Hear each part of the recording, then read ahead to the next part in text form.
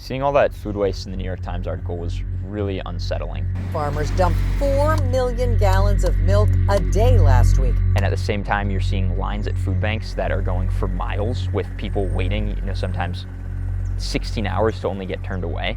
It doesn't sit well with any of us.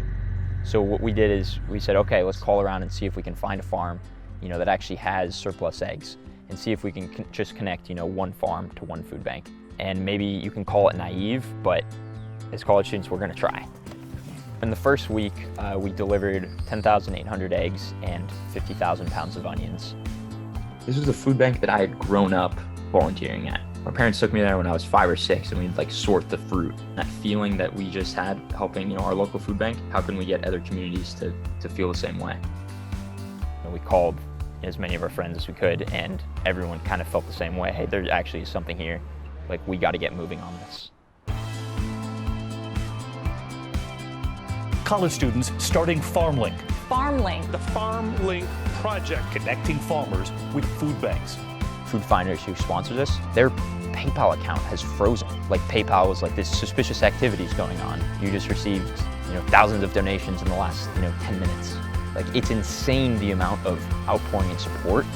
Now we're trying to move over 250,000 pounds of food every week. We're hoping to move 1 million this month, which comes out to 800,000 meals all around the country.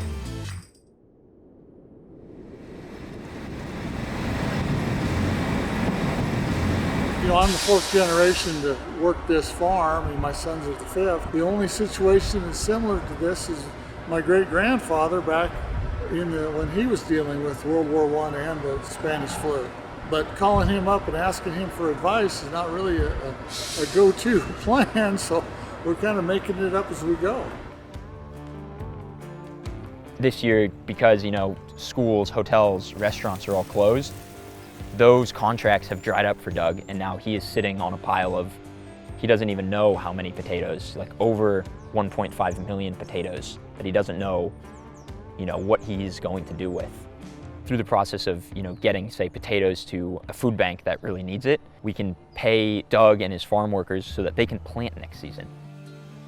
We just loaded this truck here with 27 totes to go to a food bank in Salt Lake City. A little after 1, the guys should probably be there by about 5 o'clock-ish. Everyone wants to contribute, and that is an amazing feeling that as a young person gives me a lot of hope, that in times of crisis we can get through something like this. At the end of the day, you're not going to solve this whole problem, but just because you can't do everything doesn't mean you must do nothing. And so what we're going to do is we're going to do everything we can to get as much produce as possible to these food banks that need it most.